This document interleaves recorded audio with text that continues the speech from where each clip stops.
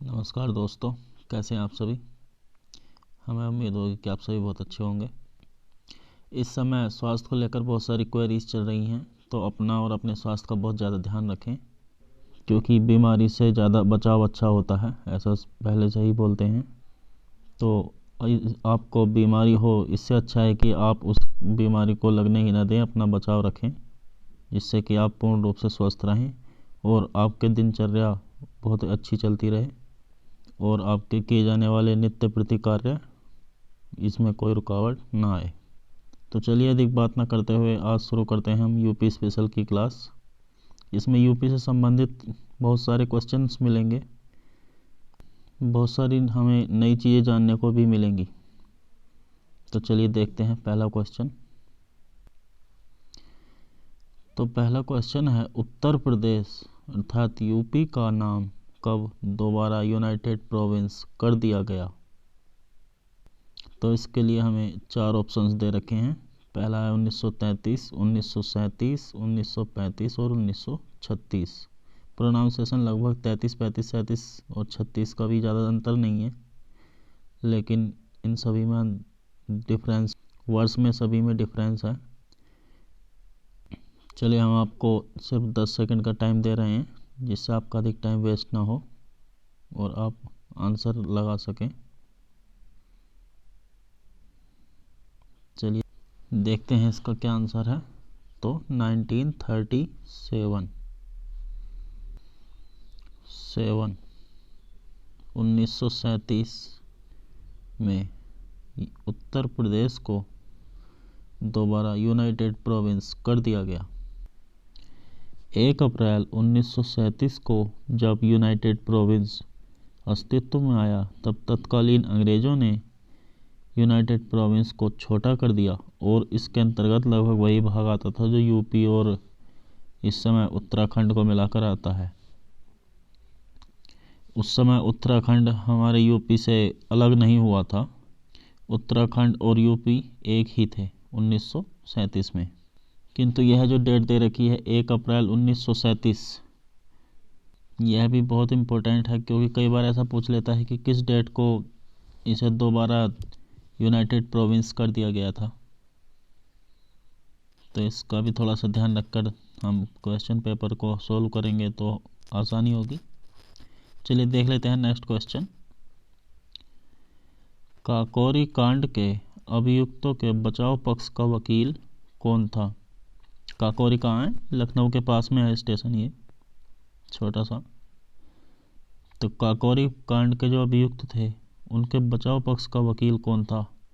पंडित जवाहरलाल नेहरू, महादेव देसाई, चंद्रभानु गुप्त, TB Sapru. TB मतलब तेज बहादुर सप्रू। तो इसके लिए भी हम आपको 10 सेकंड देते हैं।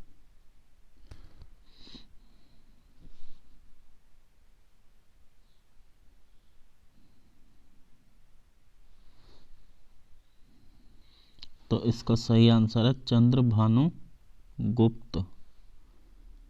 जो काकोरी कांड के जो अभियुक्त थे, जिन्होंने काकोरी लूट को अंजाम दिया था, उनके बचाव पक्ष में जो केस लड़ा था वो चंद्रभानु गुप्त नामक वकील ने लड़ा था। चलिए देख लेते हैं इससे संबंधित कुछ और फैक्ट्स। काकोरी कांड के अभियुक्तों के बचाव पक्ष के वकील के साथ ही विपक्ष वाले वकील जो थे वे भी भारतीय थे, जिनका नाम पंडित जगन नारायण मुल्ला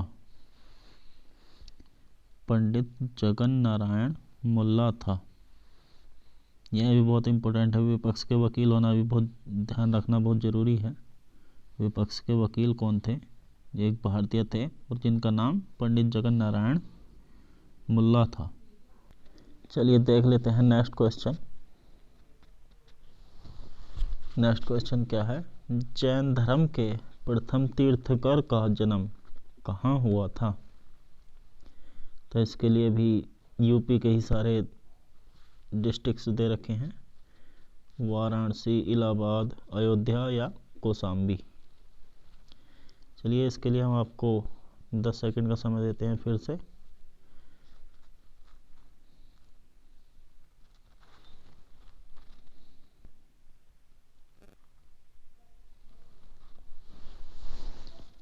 तो इसका सही आंसर क्या है?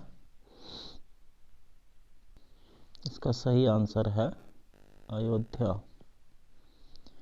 अयोध्या में ही जैन धर्म के प्रथम तीर्थंकर का जन्म हुआ था। तो इस समय अयोध्या के मुख्यमंत्री कौन हैं? योगी आदित्यनाथ, और यूपी के भी योगी आदित्यनाथ ही हैं। तो चलिए जान लेते हैं इसके बारे में कुछ और फैक्ट।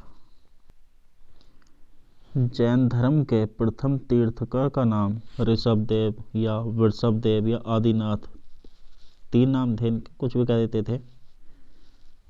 तो ऋषभदेव, वृषभदेव या आदिनाथ था, और इनके पिता का नाम नाभिराय और माता मारुदेवी थी। वैसे जैन धर्म में कितने 24 तीर्थंकर हुए हैं, किंतु सबसे पहले जो थे ऋषभदेव या आदिनाथ थे। तो इसमें कंफ्यूज नहीं होना है। यदि आपको इन तीनों नामों में से ऋषभदेव या वृषभदेव या आदिनाथ में से कोई सा भी एक नाम आ जाए तो इसको थोड़ा ध्यान रख कर जाना है। कई बार हम कंफ्यूज हो जाते हैं। अगर हमने एक ही नाम, अधिकतर नाम हम जो पढ़ते हैं वो ऋषभदेव ही पढ़ते हैं, किंतु वृषभदेव या आदिनाथ भी, इनके 2 नाम और हैं। इन नामों को भी ध्यान रखना चाहिए। और इनके माता पिता का नाम जैसे कि नाभिराय और मारुदेवी था।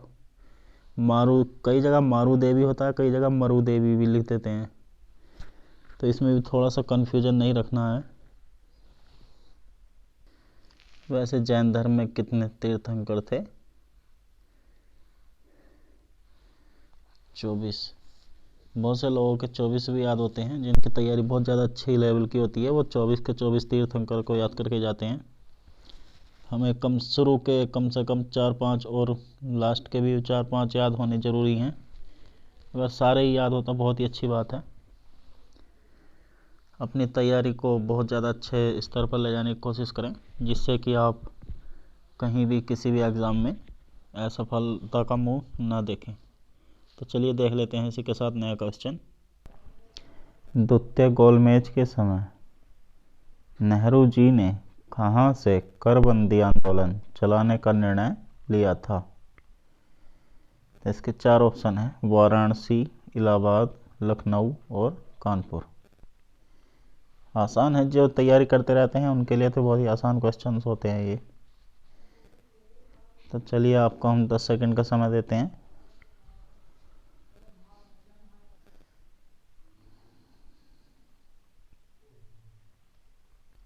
तो द्वितीय गोलमेज के समय नेहरू जी ने कहाँ से करबंदी आंदोलन चलाने का निर्णय लिया था?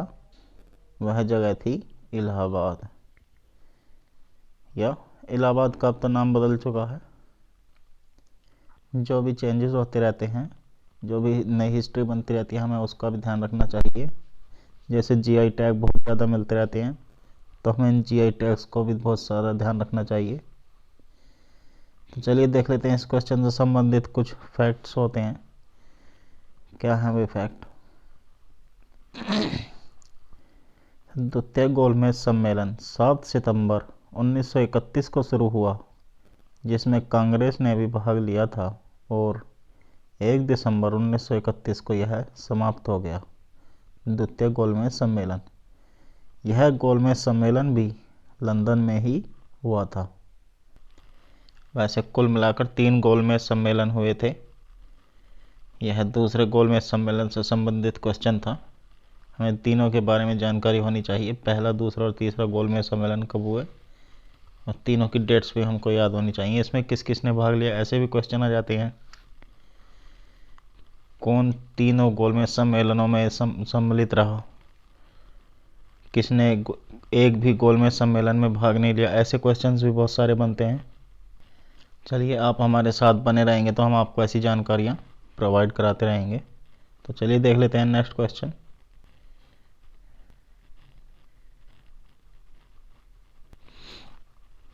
आप हमारे साथ बने रहेंगे तो ऐसी इम्पोर्टेंट जानकारियाँ आपको मिलती रहेंगी। चलिए देखते हैं नेक्स्ट क्वेश्चन क्या है। एका नामक किसान आंदोलन का नेतृत्व कौन कर रहा था? तो बालराम, मदारी पासी, राम सिंह या जवाहर मल। ये 4 ऑप्शन दिए गए हैं, इन 4 में से एक ऑप्शन सही है। तो चलिए आपको 10 सेकंड का समय देते हैं, आपका अधिक टाइम वेस्ट नहीं होगा।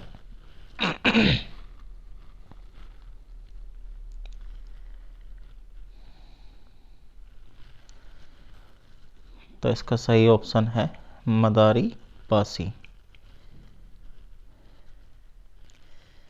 मदारी पासी नामक व्यक्ति ने एका नामक जो किसान आंदोलन था इसका नेतृत्व किया था। चलिए देख लेते हैं इससे संबंधित कुछ फैक्ट। मदारी पासी का एक आंदोलन हरदोई जिले के उत्तरी और अवध के पश्चिमी जिलों में 1921 के अंत में और 1922 के प्रारंभ में प्रकाश में आया। तो यह जो था बहुत ज़्यादा बड़ा आंदोलन तो नहीं था, किंतु यह इस पर प्रकाश जो डाला गया वो 1921 और 1922 के प्रारंभ में डाला गया, 1921 के अंत और 1922 के प्रारंभ में। वैसे इसने भी अंग्रेज़ों को बहुत ज़्यादा क्षति पहुंचाई थी। कुछ समय के लिए तो मदारी पासी नामक व्यक्ति ने अंग्रेज़ों की नाक में दम कर दिया था। तो चलिए देख लेते हैं नेक्स्ट क्वेश्चन। उत्तर प्रदेश में गवर्नर की नियुक्ति कब की गई थी? उत्तर प्रदेश में गवर्नर की नियुक्ति कब की गई थी? तो 1920, 1921, 1922, 1924 चार ऑप्शन दिए गए हैं। तो 1921 में गवर्नर की नियुक्ति की गई थी। चलिए आज की क्लास यहीं पर समाप्त करते हैं। आपका दिन शुभ हो। धन्यवाद। Thank you.